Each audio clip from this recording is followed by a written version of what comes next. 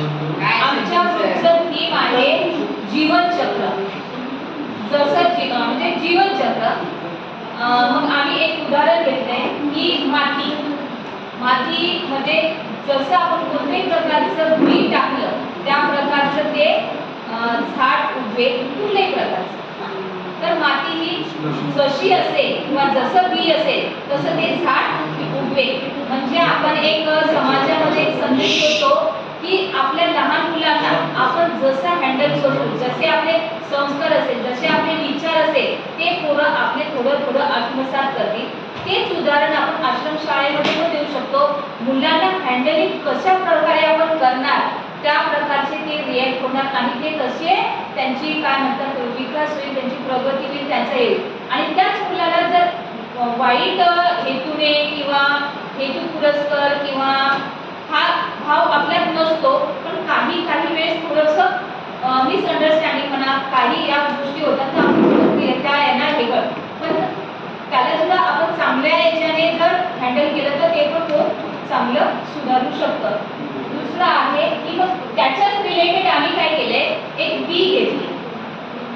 पहिले माती नंतर बी, ज्या प्रकारचं बी असेल त्या प्रकारचं ते बी मातीत रुजल्यानंतर त्याला पाणी घातल्यानंतर, पाण्यात घातल्यानंतर मातीला ओलावा येईल आणि त्यातून एक रोपटं तयार होईल आणि त्या रोपट्याचं वटवृक्ष तयार होईल भविष्यामध्ये.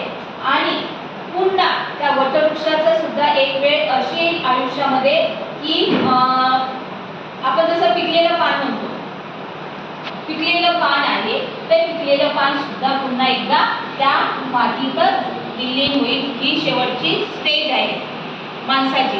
म्हणून कोणत्याही माणसाने जास्त गर्व हे ते, कारण प्रत्येकाला एक डोक्यात ठेवायचं आहे की शेवटची स्टेज आपली अशी आहे की असं पूर्ण आपल्या आयुष्यामध्ये अगदी गर्भावस्थेपासून, गर्भावस्था असणार, लहान बाळ होणार, बाळानंतर आपण एक किशोर वयामध्ये जाणार, किशोर वयानंतर तारुण्यात जाणार, तारुण्यानंतर एक मध्यावस्थेत येणार, मध्यावस्थेतून एक शेवटच्या म्हातार वयामध्ये येणार. हे असं रोटेशन पूर्ण एकावर दुसऱ्यावर तिसऱ्यावर चौथ्याचं प्रत्येकावर प्रत्येक डिपेंड आहे. आणि याच याच्यातून सगळ्यांची जीवनाचं म्हणा पण आपल्या निसर्गाचं असं चक्र हे सतत चालू राहणार आहे. कोणी कोणाशी जास्त मतभेद हे ते सगळं करू नये. प्रत्येकावर त्या काळामध्ये ती परिस्थिती त्याच्यावर असणार आहे आणि त्यामुळे सगळ्यात शेवटचं सत्य हे असणार आहे. त्यामुळे आपण एक गोष्ट लक्षात ठेवायला पाहिजे की आयुष्यामध्ये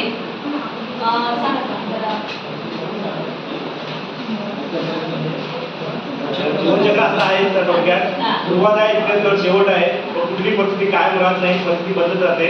त्या बदललेल्या परिस्थितीला समोर जाऊन आपलं आयुष्य टाकण्याचा जीवन मार्ग काढायचा आणि जीवन टाकण्याचा. धन्यवाद.